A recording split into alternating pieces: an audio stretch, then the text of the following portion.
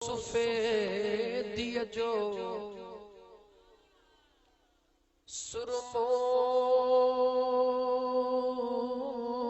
سفیدی جو جڏهن بدھو جن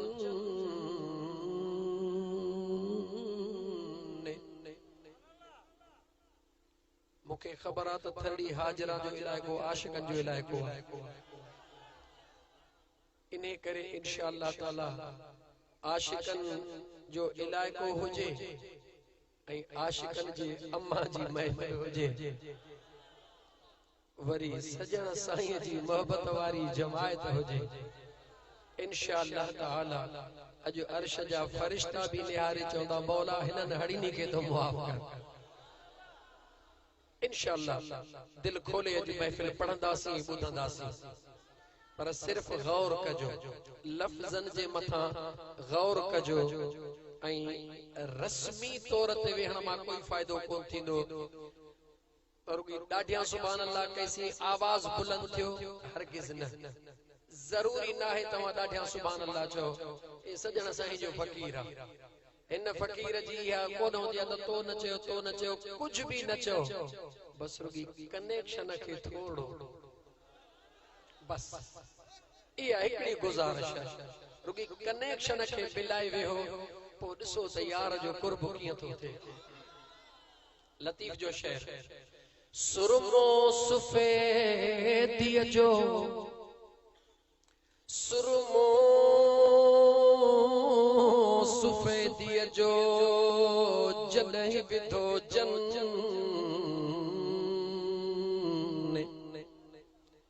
कारो सुरमो सब को अखिन में पाइंदो आहे सफेदी जो सुरमो आई नजर तन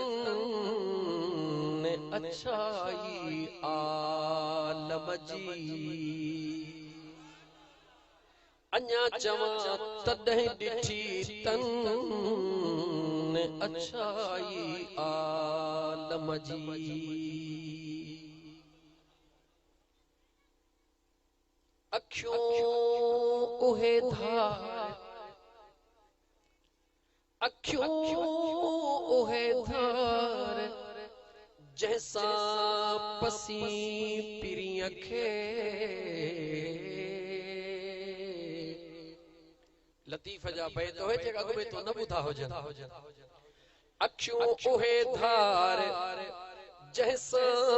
पसी पिरिय खे बेडे की मनहार सजन री सारा घणा आशिक समझंदा त ये बोली सच सोनो लतीफ़ छा चई वियो मुअज़्ज़ज़ सामईन किराम अज उहा महफिल अज उहा महफिल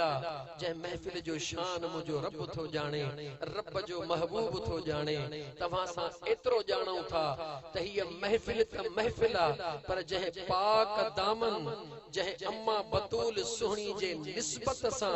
ऐं सुहिणे सिद्दीक़ अकबर जे निस्बत सां ये जेका अॼु थरड़ी हाजरा में महफिल सजाई वई आहे मुंहिंजे महबूब मुस्तफ़ा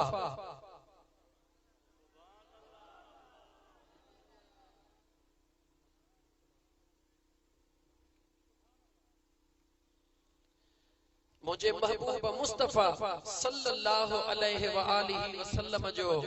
इरशाद गिरामिया त जंहिं बि मां मुस्तफ़ा जे फातिमा सां न प्यार कयो मुझे आका फरमायो मां मुस्तफ़ा ऐलान थो कयां उन तां जहन्नम जी बाहि हराम जंहिं मुझे बतूल सां प्यार अज इंशाअल्लाह ताला खोले तव्हां खे अॻे दफ़े शायद मुख्तसर दसो पिया मैं मोहम्मद अली त मुख्तसर शान गायसी अज इंशाअल्लाह खोले अम्मा बतूल जो शान तव्हां खे ॿुधाईंदासीं इंशाअल्लाह ताला हिन शेर सां गॾु आज खुश है बहुत सैयदुल अंबिया आज खुश है बहुत सैयदुल अंबिया جو آ گئی فاطمہ،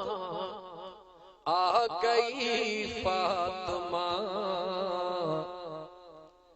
آج خوش ہے بہت عرش سے فرش تک، نور کا ہے سما، آئی عالم میں یارو اماموں کی ماں۔